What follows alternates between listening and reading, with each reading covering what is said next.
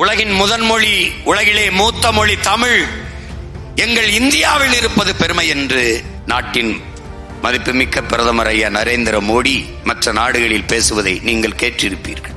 இந்திய மொழிகளின் தொன்மையை தமிழிலிருந்து அறியலாம் என்று அறிஞர் பெருமக்களும் ஐயா மோடி அவர்களும் பேசுவதை நீங்கள் கேட்டிருப்பீர்கள். அவரா பேசவில்லை, நாம் பேச வைக்கிறோம்.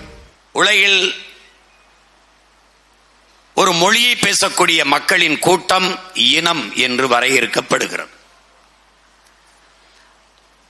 அந்த மக்கள் நிலைத்து வாழக்கூடிய ஒரு நிலப்பரப்பை பெற்றிருப்பார்களே, ஆனால் அது தேசிய இனம் என்று வரையறுக்கப்படுகிறது.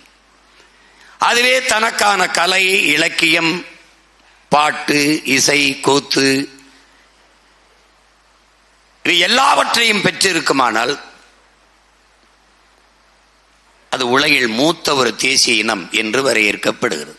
அப்படி உலகின் மிக மூத்த ஒரு இனத்தின் மக்கள் நாம். உலகின் முதன் மொழி, உலகிலே மூத்த மொழி தமிழ் எங்கள் இந்தியாவில் இருப்பது பெருமை என்று நாட்டின் மதிப்புமிக்க பிரதமர் ஐயா நரேந்திர மோடி மற்ற நாடுகளில் பேசுவதை நீங்கள் கேட்டிருப்பீர்கள். இந்திய மொழிகளின் தொன்மையை தமிழிலிருந்து அறியலாம் என்று அறிஞர் பெருமக்களும் ஐயா மோடி அவர்களும் பேசுவதை நீங்கள் கேட்டிருப்பீர்கள். அவரா பேசவில்லை, நாம் பேச வைக்கிறோம். தமிழ் பேச வைக்கிறது. அதில் இருக்கிற உண்மை உலகிற்கு எடுத்துரைக்க செய்கிறது. உலகிலே பிறப்பு ஒக்கும் எல்லா உயிருக்கும் என்று தமிழ் பாடியவன் தமிழன். வகுத்துண்டு பல் உயிர்கள் ஓம்புக என்று உயிர்மை நேயத்தை போற்றியது தமிழ், போற்றியவன் தமிழன். யாதும் ஊரே யாவரும் கேளீர், தீதும் நன்றும் பிறதர வாதா என்று போதித்தவன். இரு கரங்களையும் இருகைகளையும் விரித்து உலகத்தை ஆறத் தழுவி அன்பு கொண்டு நேசித்து நின்றவன் தமிழன்.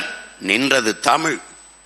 பாரடா உன் மானுட பரப்பை, மானுட சமுத்திரம் நான் என்று கூவு என்று கூவியவன் தமிழன். கூவியது தமிழ்.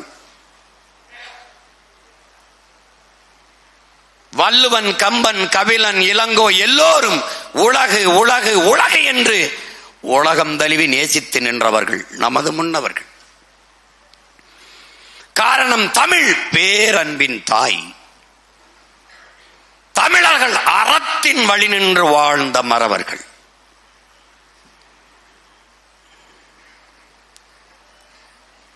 அந்த இனத்தில் பிறந்தவர்கள் நாம்.